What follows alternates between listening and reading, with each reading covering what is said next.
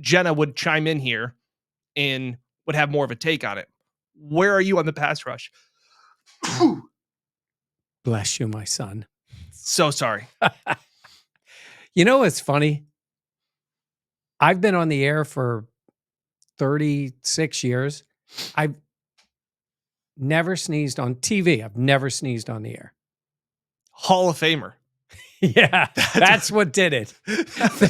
They were like, damn, this guy hasn't sneezed on the air.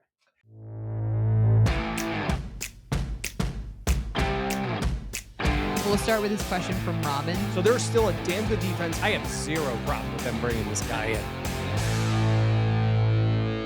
Hey everyone, welcome back to the Buffalo Plus YouTube channel presented by Connors and Ferris, Mike Catalana, Dan Fates. Do you know how much we disappoint people when she's not here? People have already clicked. They have already moved on to the next. No, Jenna getting a day off today as we record this on Labor Day. Listen, we're going to be putting up a lot of content. Yes. So while it would be great that we can all three be in everything all the time, sometimes there's days off. Exactly. Yes. So in this edition of You Ask, We Answer, presented by Stellar Roofing, Siding, Windows, we are going to answer your questions. And before we get into our questions, though, as always, please be sure to like, comment, and subscribe. Again, special shout out to Stellar Roofing, Window, Sidings. Got a home project. I should probably give them a call. We got a lot of things going on at the new place. You can't do them all. Yes, I cannot do them all. Are you going to put a new roof on the house? No. Just yourself? Get up there? Yeah, we hope that the roof is good. If we do need help, though, you can call them. We'll call Stellar. And by the way, the questions, we have our answers. We probably know what Jenna's going to say anyhow. Yeah. We speak for her a lot. Exactly. We speak over her and for her quite a bit. That's it. If I didn't say it before, please be sure to like, comment, and subscribe. We appreciate it as always. Tons of content as we are officially here to week one. We've made this. Hey, you guys made it. Yeah, credit to you. Labor Day for me is that it's football. Yes. Like we've been doing all this. We've been at camp. We've been talking a lot of it. But when Labor Day hits, that's when everybody else joins in. That's it. Now they're ready. Yes. Now they're ready. So everybody's on board. It's a great week. The league starts Thursday. Bills on Sunday. Yeah. And you're going to have 2 games within 5 days. Thursday, Friday, yeah. Sunday football this week. Yeah. College football was great this past weekend. Yeah. Crazy amount of games. Awesome stuff. So all those future Bills wide receivers you're seeing out there. Yes. We'll get right to the questions. The first one was from the Reza Roya, 7281. Butchered that as always. Are you worried that the Bills might, quote, play down to their opponents again since everybody is expecting them to win? I am very much in this. We've had these discussions, trap, let down games, some of these spots. I don't think there's ever such a thing as a overlooking an opponent that you have had all off season to.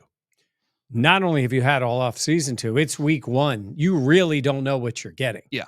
And I'll say this all the time. The bad teams don't know they're bad yet. Correct. Shock the world is going to be said in a bunch of locker rooms. Nobody believes in us, which is true for a lot of teams. I mean, there's people that doubt the Bills. There's a lot of people that doubt the Cardinals. They didn't play Kyler Murray the entire preseason. No. I think Marvin Harrison was out there for 3 plays, maybe 4. So they really don't have any idea what this version of the Cardinals offense is going to look like. And there's a lot of changes for the Bills. And Josh was asked last week when they knew he wasn't playing in the preseason finale, was asked the question of like, hey, when do you start looking at the Cardinals? Yeah. And he's like, well, we'll get to them when the time comes. Like they're still going through their motions of training camp and the off season.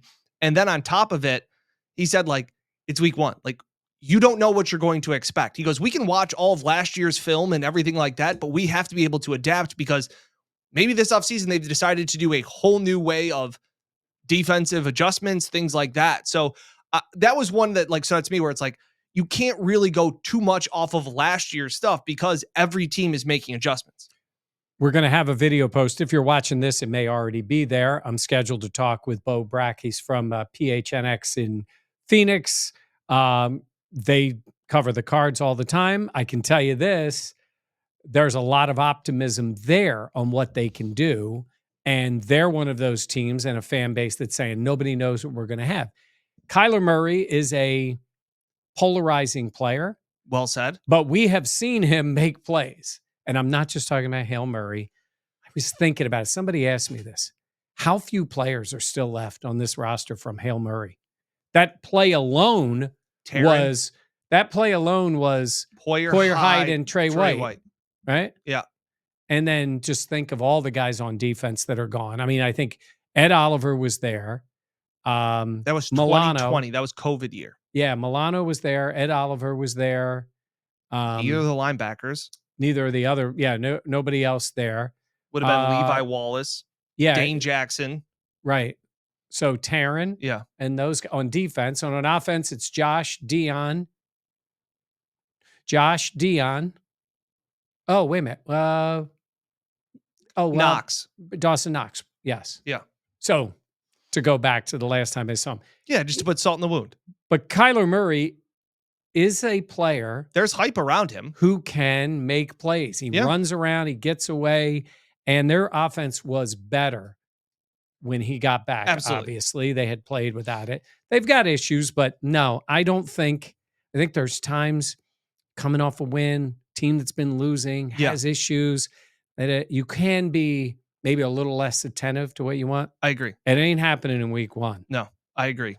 From Andy Dickens, what is the bigger concern?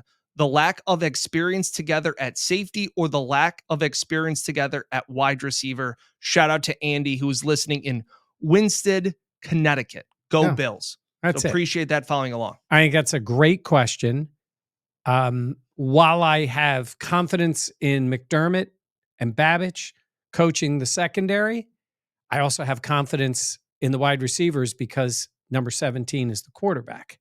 So while it's continuity in getting the receivers together, you have Josh Allen. On the other side, there's been guys out, but they usually find a way. Now, that being said, I probably have more concern about the safeties only because they've been injured and they haven't been on the field. And so getting out there, at least for the first few weeks, is going to be a Mike Edwards who hasn't played, a DeMar who's coming off a hamstring. Yeah. That would be the only part. I think they'll be fine, but I would say early on, that's what would concern me. To me, it's no shock. It's the wide receivers. Yeah. Like, I have always had the utmost faith in McDermott and Babbage getting the secondary ready. And it's whoever they roll out there. I think we've seen, even in limited times in the past, DeMar's looked good in spot starts. They have had times, we've talked about it, plugged holes when Poyer or Hyde was out. So wrap in a second year, and whether it is Edwards, another guy that has spot started at times. So those are the two guys that whoever's at safety, I'm just confident in that. Wide receivers, for as much and as great as Josh is, he's not overrated by any means. I just want to put that out in the channel. That is so much more timing. It's so much more feel and connection, and the lack of that, which Bean has talked about during the, he said that there wasn't a lot of it in the preseason. Josh threw 3 passes. But in terms of practice, he's had practice. We're talking about practice. He's had, Keon's been there every day. Shakir's been there every day. Kincaid's been there. I know he's not a wide receiver. And it is Josh Allen. The offensive line, I think because there is more continuity in general with the offense, besides the wide receivers. Obviously, that's a big change. But I think the main 2 in this offense have been around. With Kincaid, I know it's only been a couple of years with Shakir. I'm concerned about both. Coming into the season, you're concerned about just about everything except quarterback, right? That's the way it works. But there's levels of concern. But I can see, you could make either answer. That's just, I think the safeties will eventually be good. I just worry about in the beginning of the year because they just we're not talking about not game reps. They missed out on practice reps for a while. Our next question comes from a celebrity. Really? who comments, and subscribes as you should. Also, Stephen A. Smith 519. Does the defense play the way it did when Milano was out last season, treating Dorian like Dotson by taking him out and putting 3 safeties in on obvious passing downs? I think it's a good question by Stephen A. Yeah. I mean, he's busy. He's got a lot of shows. He also did you see this tangent that he said that Aaron Judge is having such a good season because Juan Soto is batting behind him and he's got all the protection from Soto? Listen, Stephen A is great, but they ask him to give analysis and takes on a lot of things. Yeah. He can't know everything. He did a Monday night game when he was talking about somebody that hadn't been on the team before. He came to Bills camp once and he was talking about Darcel Marius. Hell of a player, Darcel Marius.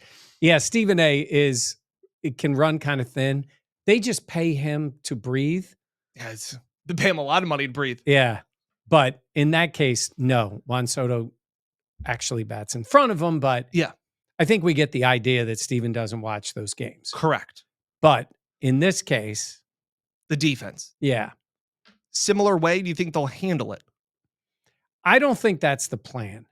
I think there'll be moments of doing that. I agree with you there. But it got to the point last year where that became a very prominent part of their defense. Well, that was also when you had 3 safeties, I think, that you felt great about. Yeah. And it was Dotson who you didn't feel great about in So coverage. you were putting Poyer out there. Well, you already had Poyer and Hyde, but you put Rapp out there. You brought Rapp out there. And Poyer played that role. Now, I keep thinking that they want to be able to do this. I don't know who that player is at the moment. I think I have it. Go ahead. Cam Lewis. That's interesting. I threw an interesting in there. More coming up on that Yeah. later this week. Yes. They have talked about him being used the term Swiss Army knife. And so he's played nickel. Yeah. He's played safety. I could see him being the guy that comes in on those obvious 3rd and longs to be in that spot. I'm going to throw another one out there too. Don't say Kyer. Nope. Not right away. You'll get this. Bishop.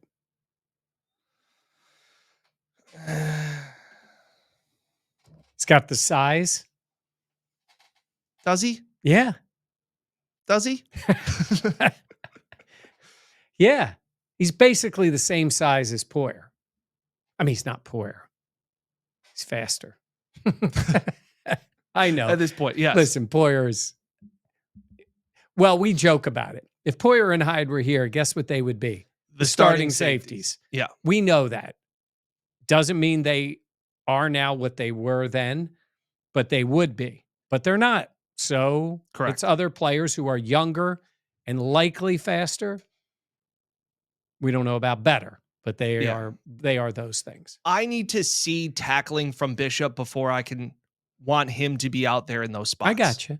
But we're also talking about Dorian Williams here, a guy they have bigger plans for than Tyrell Dodson. 100%. Dorian Williams was drafted to eventually play wherever he was going to fit. Yes. Whereas Tyrell Dodson was a career special teamer who I actually thought was better in defense. I agree. Than I anticipated, but the bar wasn't that high for Correct. me. I thought of him being that way. I think they wanted to give Dorian an opportunity. They did last year.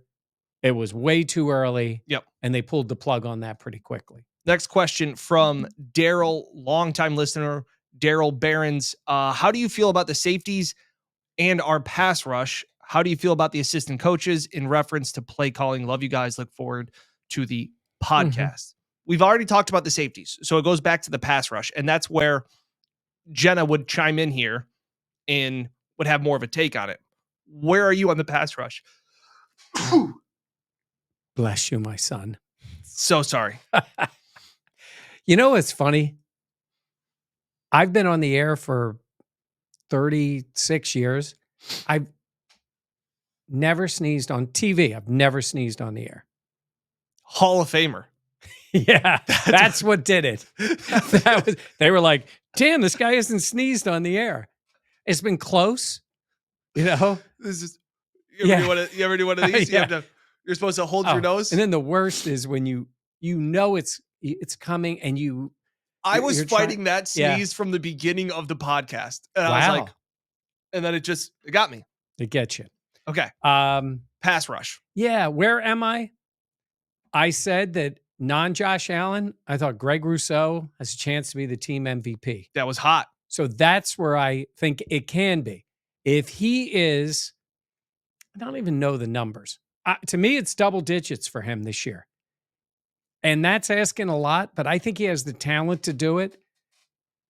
If he's that player, I'll feel better about it. How about this? If between he and Vaughn, they get 16. I was going to say 17, 18 sacks. Yeah. That would be great because they weren't close to that last year. And Leonard Floyd really picked up some of the slack there. I think AJ's good. I think he's steady. I think he's fine. He's more of a, well, he's not that good of a player, but if you guys, longtime Bills fans, will remember Phil Hansen, who was just so good in that other role. Never got the credit as much because he had Bruce Smith on the other side. But they've had some players like that, like Aaron Schobel, who was a really good player. That was one I thought of. Yeah. That is a worker, works for that. He isn't the crazy speed guy. He's just tough and smart and can get there and be effective and is effective in the run game. So I'm worried. Yeah. I'm worried in the sense of there were so many years recently that it was like they need a pass rush. They need to get to the quarterback. And that was why they went out and cut the big check for Vaughn. And that's why they drafted Rousseau and Epinez and all these things. Neither of them have really solved any problems. Right. They've been fine. Yeah. And then I feel like this year, nothing was really done to address it. Now, if you want to throw Ed Oliver into the pass rush category, that's fair. I think it is tough at times to expect 8-9 sacks from a defensive tackle. It just doesn't happen all that much. I wonder if Babbage starts doing more exotic blitzes, if he sends Terrell Bernard more, if he sends Taryn more, if he sends Rasul Douglas more. Well, that gets into the coaching that Darryl was asking about. Yeah. I think they're going to have to be more creative because I don't think straight up, and we know that football is a man whooping another man. Yes. I don't know how many one-on-ones the Bills' edge rushers are winning. Yeah. And I don't want to forget about Dwan Smoot either, because he has been a steady, good player who will help them. Yeah. But yeah, I can see, well, there should be concern because, you know, a lot of teams walk in, not a lot, but the good, you know, you walk in and say, this guy's a double-digit guy. He puts constant pressure on. Now we have to find it from some other place. I don't know if the Bills have that. And that's my concern is in years past, it was like, we got this guy to do it. So there was like that hope. Yeah. But you can hope in one hand. And you can a pile in the other. Yes. How's that? So yeah, I would say on the defense, honestly, my levels of concern probably would be. Is it pass rush or safety? Honestly, it's probably more. No, because I'll put the secondary as a whole and it wouldn't be the concern. Right. It would be pass rush, second linebacker. Yep, that's fair. In terms of where they're, you know, where they're looking. So where they're looking, and you have to say to yourself, what do we have there? Yeah, fun question here from Jonah Williams. Who is the first to lose their mind? He used a different word like Dorsey did years back. Will it be Babbage or Brady? This is an easy one for me. Yeah, I know. You're going to say Babbage. Yeah. Yeah. Also, he's going to be in the booth. So he's going to be up there to lose his mind and not be around Sean. I feel like it's tough for Brady to like lose his mind when like Sean's there like, hey, figure it out. Yeah. Babbage can be up there losing his mind. Yeah. Iconic clip. So of Dorsey. So the point I made at the time was not going to help him when people are looking at a guy being a head coach. You did say that. But a bigger thing not helping him is that he ended up getting dismissed in the middle of a season by the Bills. Yeah. The fact that he wasn't very good at calling plays was more of a knock at him than the fact that he lost his cool. Well, credit to me. I said it from the beginning. Or was that you? That was me. Okay. Credit to you. 2 more questions left. Take Massey Cam. Do you think the Bills have more rushing or passing plays by the end of this game 1? That's the way I took the question. In that game. In this game. So do you think against the Cardinals, do you think they have more passing plays or running plays called? I think last year they were about 55% passing. Yeah. A little lower once Brady took over. Correct. I still think it's more passing plays, I think but it's so. close. It's a lot closer. It'll be much more closer to an even split. But I think some of the passing plays will be very short to Samuel, to Shakir. It'll be that, especially early on, it'll be that quick passing game, bubble screens, all of that in week 1. I'm only asking this not to highlight the preseason bet, but is MVS active in game 1? Stop it. Is he active? Stop it. As the 5th receiver. He's 5, right? No. Well, who's 5? Hollins. I don't know. That's such a shot. That's a insulting question to ask. You mean, is he active or is he 5? Because I think he's 5 Both. right now. I think both are insulting. It's a condescending tone to that question. Jenna would never allow that if she was here. What do you think? Wait, hold on. She just texted me. She agrees with me. Yeah. Yeah, he says he's 5. Yeah. Yeah. All right, one last question, and I think this is one that will get brought up throughout the year, or maybe it won't. The question was from Thanos Goat. Is Sean McDermott on the hot seat? If the Bills lose to either the Bengals or Chiefs again, is McDermott gone? I'd love to go. He's not on the hot seat. Sean McDermott is not on the hot seat. His seat can be hot and he can be under pressure.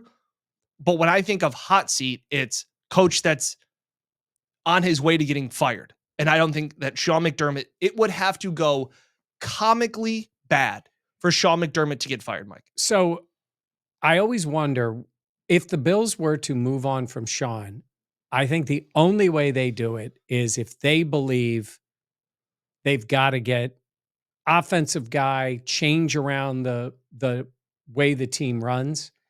But Sean's strength has been culture and dealing with whatever has come their way. So the question is a good, fair question. Well, there's a lot of people that want that or feel that Sean should be on the hot seat. And that's fair. I understand because it's at the biggest moments when you're there. 100%. 3 of their losses have come to the Kansas City Chiefs in the playoffs. So your bar is now for the next person is get to wherever the Chiefs are and play them, as the way I look at it, because you feel like if you're going to do it, you've got to get higher. I will go back a million years ago. Everybody knows Wade Phillips. Mm-hmm. Wade Phillips' dad was Bum Phillips. That is correct. He coached the Houston Oilers. Great team. Could not beat the Pittsburgh Steelers. Couldn't do it.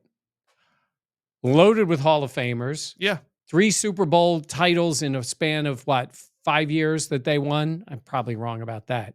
They fired Bum. They won 4 out of 6, something like that. Yeah. They fired Bum.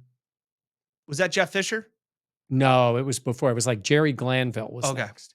But they fired Bum and they never got there. Now, that doesn't mean that you couldn't find a coach and do better. I just don't think the Pagulas are thinking like that. I could do this. We could do an entire podcast on the dichotomy or the circumstances around Sean McDermott. But to understand, and that's something too, is I know people have talked about, I would think differently if the team didn't respond the way they did at the end of last season. Things were bad, like very, very bad. You had the 9/11 comments. And what did the team do? They rallied around him. Yeah. Like, I'm always in favor. If Sean McDermott lost or loses the locker room, that's fine in wanting him to move on. He hasn't lost the locker room. No. And that is so important because there are so many fake, phony, bad coaches that are rah-rah and this and this. Sean has been a steadying force that has had this entire locker room from top to bottom buy in. Yeah. He beats the Miami Dolphins, your number one divisional rival. Yep. They win the division. Have they fallen short? Absolutely, they have fallen short of the ultimate goal, which is to get to the Super Bowl. They've lost to the Chiefs every which way. So have a and lot lost of to them other at home. teams. But that's your goal. I is to understand beat that. them. There is what we think, but more importantly, what the Pagulas think. Yes. And I don't hear even a whisper of that. Agreed.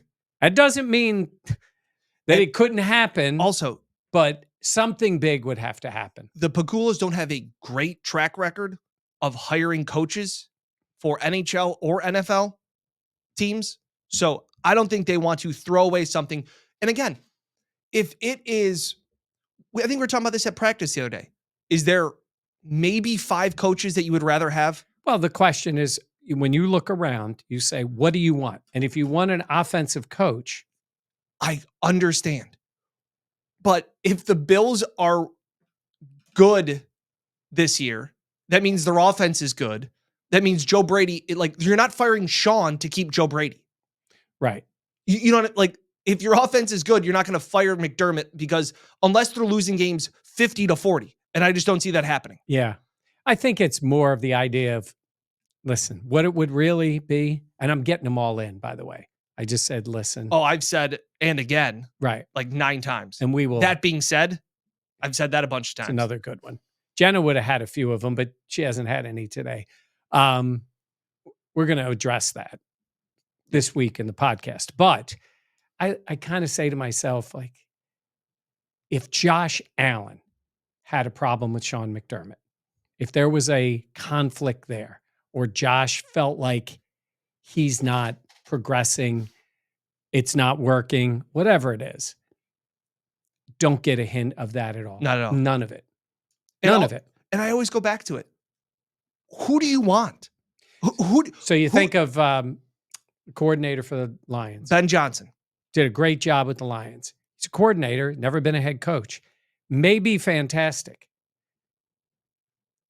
He may stink. Yeah. He could be Matt Patricia. Yeah. Like there are, for every shiny new coordinator, they don't all pan out. And some of them fall on their face, and they're great coordinators. There are a lot of good coordinators that are not even average head coaches. It's a different beast. So you have Mike Vrabel out there. Yeah. Been a head coach, been a good head coach. I mean, they've done okay. They didn't win big. Correct. But But I they think were good. that roster sucked. Right. So he's a good coach. And then you have Bill Belichick. Pass. Yeah, I just don't think that's happening. You could probably talk me into Vrabel, but I don't think, why are you going to fire a defensive head coach to get another defensive head coach? Right. And fire a defensive head coach who would have, up to this point, certainly had more overall success. So you may not like the answer because there's some of you, I mean, I see Twitter accounts, fire McDermott and all that. Go ahead. Your memories are short. They have maintained it. How they, through the injuries, through, I'm sorry, bad decisions in the draft, bad free agent decisions. And Brandon Beane, as we say, came to my house. Like, we like Beane, but he's not perfect. McDermott, I have a lot of respect for both of them. They're not perfect. Yeah. But they're kind of in this together. And they've been mistakes in personnel, and there's been mistakes in coaching. Yeah.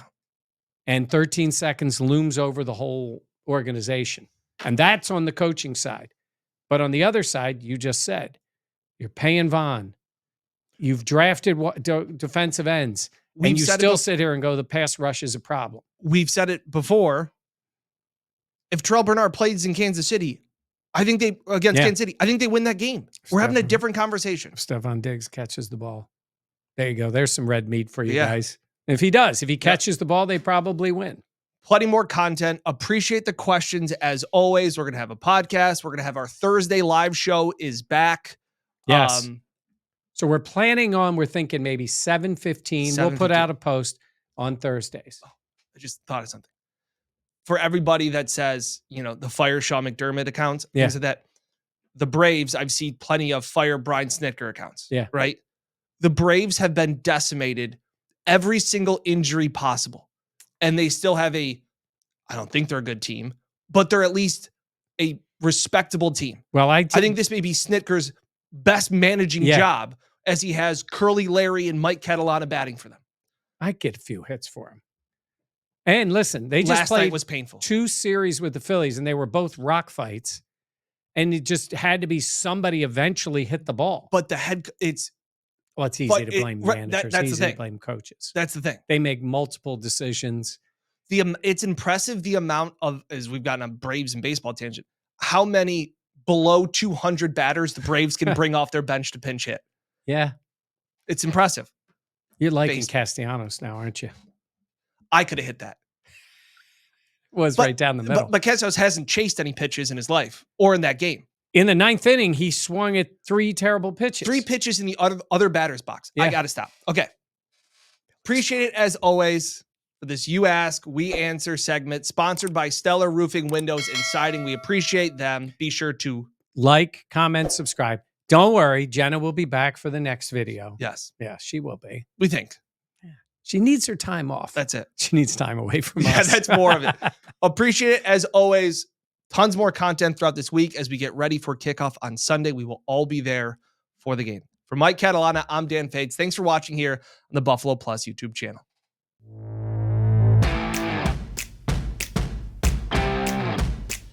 We'll start with this question from Robin. So there's still a damn good defense. I have 0 problem with them bringing this guy in.